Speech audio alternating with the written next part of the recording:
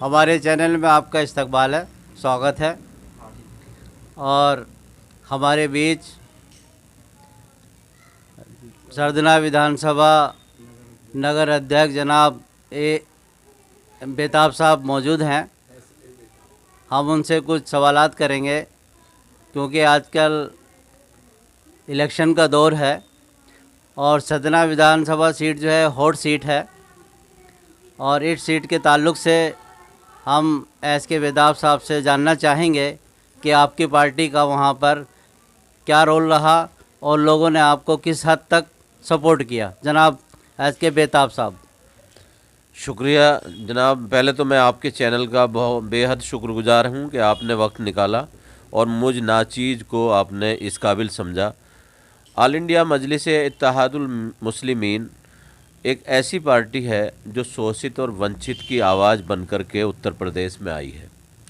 उत्तर प्रदेश के जितने भी निवासी हैं, मैं सबका बेहद शुक्रिया अदा करता हूं कि जिस तरह से उन्होंने हमारे सदर जनाब बैरिस्टर असदुद्दीन ओवैसी साहब का इस्तकबाल किया है, जो स्वागत किया है, और शोषित वंचित लोगों ने जिस तरह से उनकी बात को सुना है, तो एक जागरूकता आई है। और पहले 2 चरणों का जो चुनाव हुआ है, यहाँ हमारा पहले चरण में जो है सरदना विधानसभा में चुनाव हुआ है 10 तारीख को, 10 फरवरी को, और 10 फरवरी में सरदना विधानसभा में मुस्लिम समाज, शोषित वंचित समाज ने ख़ास तौर से AIMIM को बहुत अच्छा वोट किया है। और मैं आपको बता दूं, आने वाले 10 मार्च को जो रिज़ल्ट आएंगे तो उसमें सारी तस्वीरें सामने साफ़ हो जाएंगी। लेकिन जिस तरीके से आवाम AIMIM का इस्तकबाल कर रही है, जहां एक तरफ आवाम के सामने 2 टारगेट थे, एक तरफ तो एक फासिस्ट सरकार को हराने के लिए उसे वोट करना था, एक निरंकुश सरकार को हराने के लिए वोट करना था, एक ऐसी सरकार को हराने के लिए वोट करना था जिसने किसानों पर ट्रैक्टर चढ़ाया, गाड़ी चढ़ाई और 4 किसानों को लखीमपुर खीरी के अंदर जो है जिस तरह से उनकी हत्या की।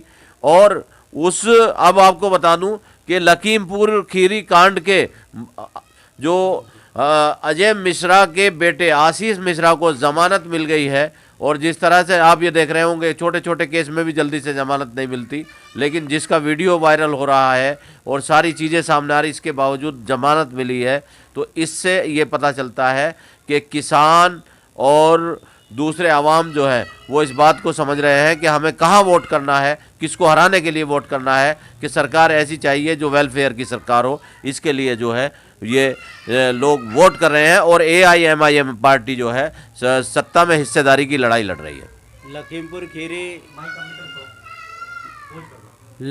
खीरी बेताब साहब, जैसे कि आपने कहा बहुत अच्छी परसेंटेज में आपको वोट मिला और वो आने वाली 10 तारीख को क्लियर हो जाएगा।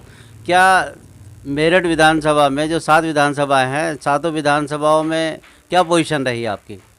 मैं आपको एक बात बता दूं, माइनॉरिटी मुस्लिम समाज को 70 साल से आज तक अधिकार नहीं मिले, और ये सबसे बड़ी लड़ाई जो है उन्हें अधिकार दिलाने की लड़ाई जो है बैरिस्टर असदुद्दीन ओवैसी की पार्टी लड़ रही है।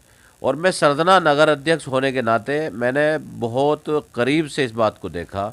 सिवाल खास विधानसभा हो, सरदना विधानसभा हो या मेरठ की शहर विधानसभा हो, जहाँ भी हम लोग गए हैं हमने ये देखा है कि युवाओं में जोश है और सब लोग कह रहे हैं कि आज तक, क्योंकि अब शिक्षा के क्षेत्र में देख लो मुस्लिम माइनॉरिटी की क्या स्थिति है, बेरोज़गारी की जो दर है वो सबसे ज़्यादा है, आर्थिक रूप से कमज़ोर हैं, जो सरकारी स्कीम है उनका फ़ायदा नहीं मिलता।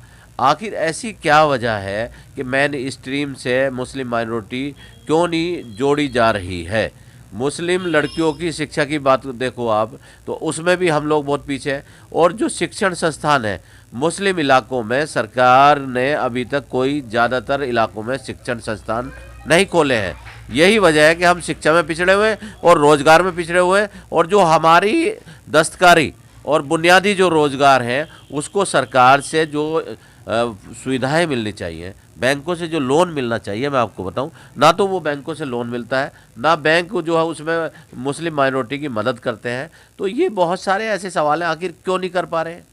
इस पर सरकारों को सोचना चाहिए। कहते हैं मुस्लिम माइनॉरिटी मेन स्ट्रीम में आए, तो फिर इसे कौन लाएगा?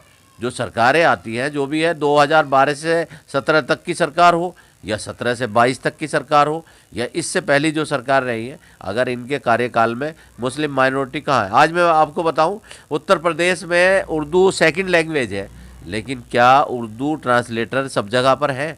मैं तो आपको बताऊंगा कि बड़े बड़े अधिकारियों के कार्यालय के बाहर उर्दू में लिखा हुआ बोर्ड बहुत कम मिलता है, और कई जगह तो ऐसा देखा मैंने जो उर्दू में बोर्ड लिखा हुआ भी है, जहाँ पर इंग्लिश और हिंदी में लिखा है, उसके नीचे अगर उर्दू में लिखा तो वो उसका मजाक उड़ा रहा है।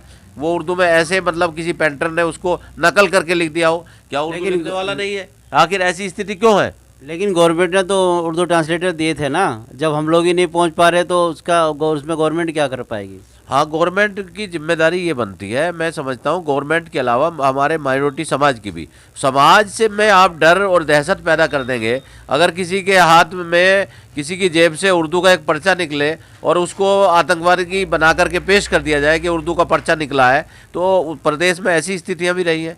तो वो सारी परिस्थितियाँ, वो स्थितियाँ, उस भय को सरकार को निकाल करके मुस्लिम इलाकों में सरकार को भर्ती खोलनी चाहिए।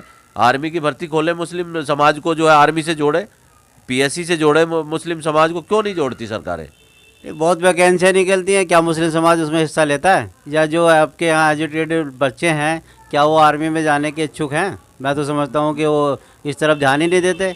इसमें क्या राय है आपकी? मुस्लिम समाज के लोग जो है बॉर्डर पे जाने के लिए तैयार हैं, आर्मी में जाने का उनका जज्बा है, उन्हें लिया नहीं जा रहा। उनको ट्रेनिंग देनी चाहिए, सरकार को उसके लिए कैंप लगाने चाहिए।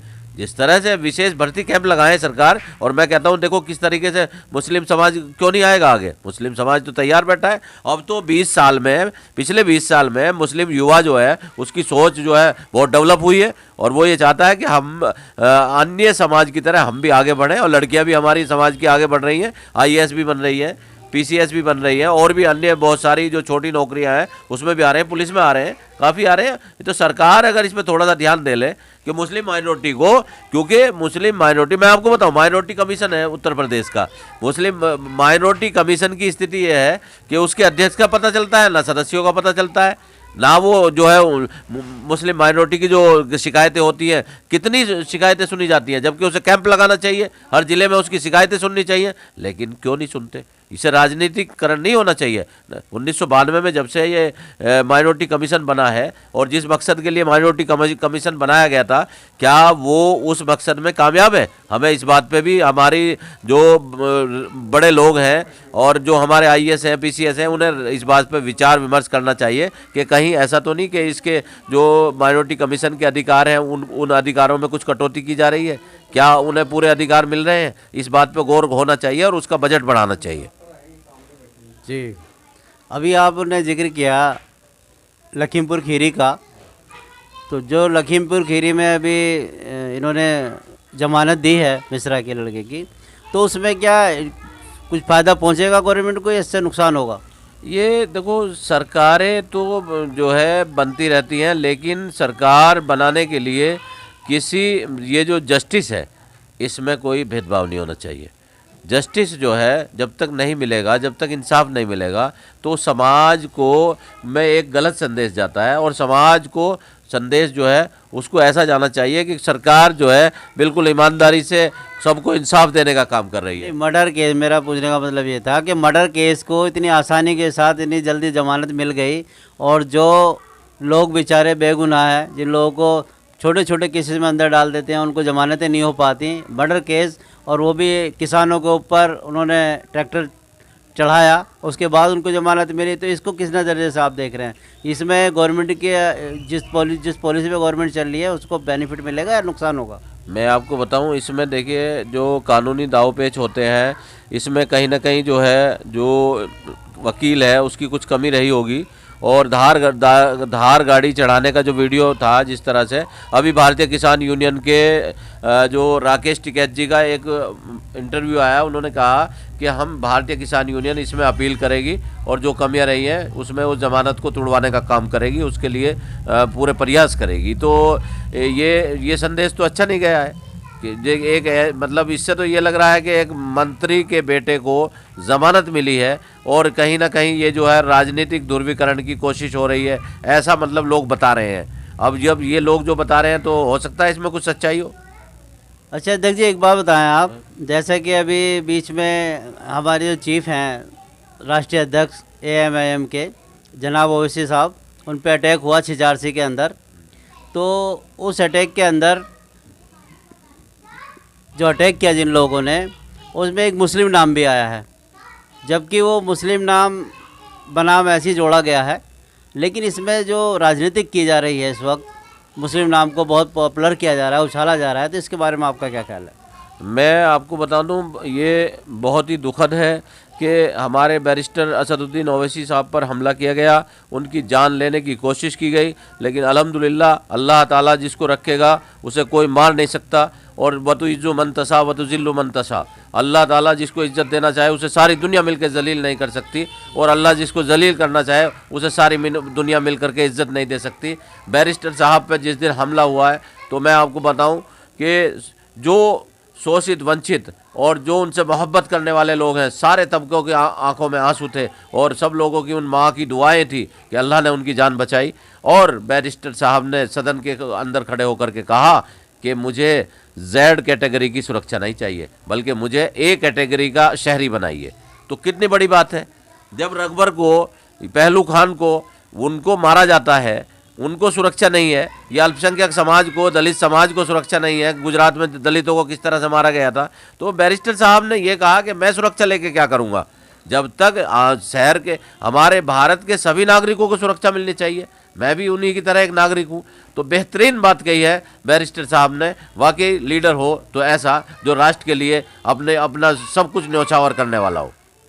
यूपी के अंदर अब आप कितनी सीटें लेने वाले हैं? देखो, यूपी की सीटों की मैं आपको बताऊं, यहाँ उत्तर प्रदेश का 2022 का जो ये चुनाव है, इस चुनाव में हमारा भागीदारी परिवर्तन मोर्चा चुनाव लड़ रहा है। बाबू सिंह कुशवाहा साहब, और अभी रात जो है पीस पार्टी के राष्ट्रीय अध्यक्ष जनाब अयूब सर्जन साहब भी हमारे साथ आ गए हैं।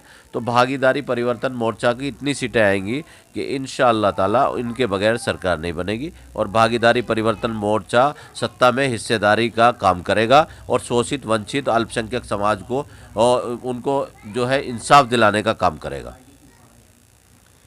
एक बात और बताएं, है तो तल्ख ही, लेकिन क्योंकि आम बात है, चल रही है, एक बात बताइएगा आप प्रताप साहब, कि आपको बी पार्टी क्यों कहा जा रहा है आजकल?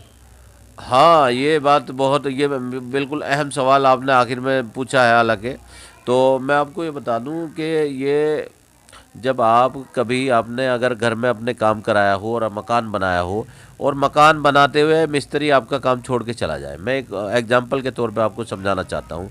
तो जब दूसरा मिस्त्री आता है तो वो ये कहता है कि ये दीवार किससे कराई आपने, भाई ये कैसी तिरछी दीवार करा रखी, अरे ये प्लास्टर कैसा करा रखा आपने।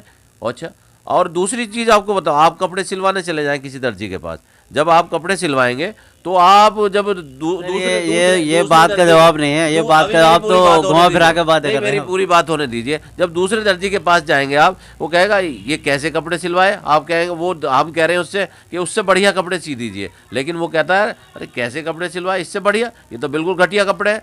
तो ये तो एक दर्जी और एक मिस्त्री जब इस तरह की बात बताता है, उसमें कमियां निकालता है, तो जहाँ जिसकी सत्ता खिसक रही हो, कुर्सी जा रही हो, जाने का डर हो, और जिनका हक है उन्हें मिलने का अंदेशा हो, तो भला वो कैसे नहीं कहेंगे। वो तो, ये तो आरोप बहुत छोटा, इससे बड़े बड़े आरोप लगाएंगे। ये बी टीम, ए टीम, फलानी टीम, ये कुछ नहीं है। हम जो है सत्ता में हिस्सेदारी की लड़ाई लड़ रहे हैं, शोषित वंचित समाज को और माइनॉरिटी समाज को, के मुस्लिम समाज को जगाने का काम कर रही है AIMIM पार्टी। और इंशाअल्लाह उत्तर प्रदेश का जो शोषित वंचित और मुस्लिम समाज है वो जागेगा, और एक दिन जो है सत्ता में भागीदारी होकर रहेगी। बहुत बहुत शुक्रिया आपका। शुक्रिया साहब, आप थे बेताब साहब। हमारे चैनल में आपका स्वागत है, कृपया लाइक व सब्सक्राइब